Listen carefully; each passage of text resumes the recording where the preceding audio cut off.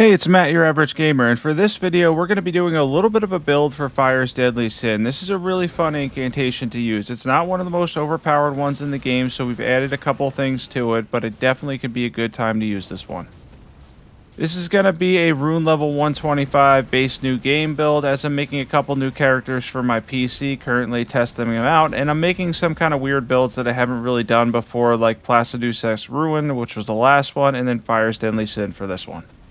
Yeah, it's just stuff that I haven't really covered before ahead of DLC. I want to kind of check off of what's left on my list, essentially, and get into some of the stuff that I really don't use as often. Now, this can be really good for mobs, as if they get close to you, they'll take a substantial amount of damage. Yeah, it's certainly not bad against them. The majority of enemies in the game, this is a difficult one to buff, by the way. It's going to do probably 5-10 damage for each tick and then kind of tick up considerably. But as far as the actual initial animation goes, it doesn't quite do the damage of Burn or Flame, but the damage isn't bad. This is a body buff too, so it will not stack with Flame Gravity Strength and Hellish Brewery. You have to use this pretty much with Golden Vow as your main buff, and here you can see against the Finger Creepers, or whatever you want to call them, we end up destroying them pretty fast because they're weak to fire.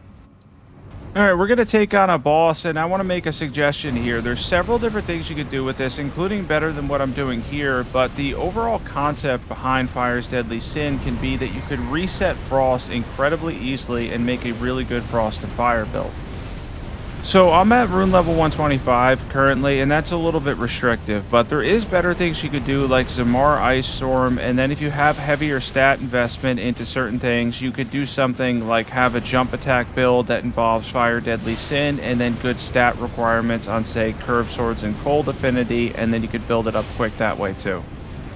So basically, no matter what you're doing in terms of Frost, you're going to be able to reset it and constantly get those procs with the way this is set up, because Fire's Deadly Sin will reset it with the fire every single time, and Frost takes between 7 and 10% off each enemy's or boss's health, which is a fair bit. Now, you do get the 20% damage debuff with Frost. That can be better in some circumstances, but here, even on the Magma Worm, who's pretty resistant, I end up getting 3 Frost procs, probably totaling more than I would get with that 20% debuff.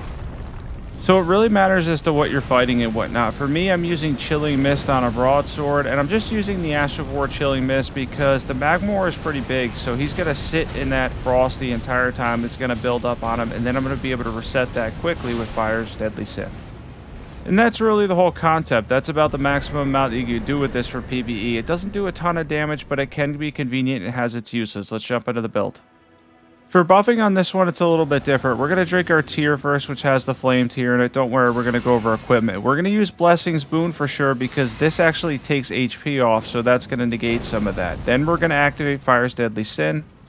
You can use Golden Vow for some extra damage on pretty much everything. It's a really good incantation. Then I was using Flame of the Fell God here for some extra damage on the fire part of it. And then, of course, you could switch to Frost. I was using Chilling Mist on the broadsword, and it ended up working out quite well because you can reproc the Frost every time. Let's jump into equipment. Then we have the Giant Seal. We have the Broadsword and Cold Affinity with Chilling Mist. We have the Jellyfish Shield, Knight set on, Arsenal Charm +1, Fire Scorpion Charm, Godfrey Icon, Phlox Canvas Talisman, Flame Tier, Faith Tier. Let's jump into stats. So I don't really need the Arsenal Charm unless you're using the Blasphemous Blade, and I have good stats for that here, as I did for the last build too. And then the Godfrey Icon's good if you want to add in Black Flame Fireball. Goes really well with this build. And so does Giant's Flame Take Thee. That'll be boosted by the Giant Seal too. We have 50 Vigor, we have 65 Faith with the Faith tier, we have 22 Strength, Golden Vow, Fire's Deadly Sin, Flame of the Fell God, Blessing's Boon. Thanks for watching this one, and be sure to comment if you like these mini builds, these kind of obscure builds on this channel. If that's something that you want to see throughout the summer and whatnot too, I will try to make sure that I get to that on top of all the DLC stuff, which, by the way, I can't wait for, because we are so close to Shadow of the Erdtree at this point. It's like 4 weeks away. So let's get hyped for the DLC. Comment below if there's something you're looking forward to in the DLC. It's going to be amazing, really, truly. FromSoftware does not disappoint. It's going to be incredible. Thanks for watching, and be sure to sub.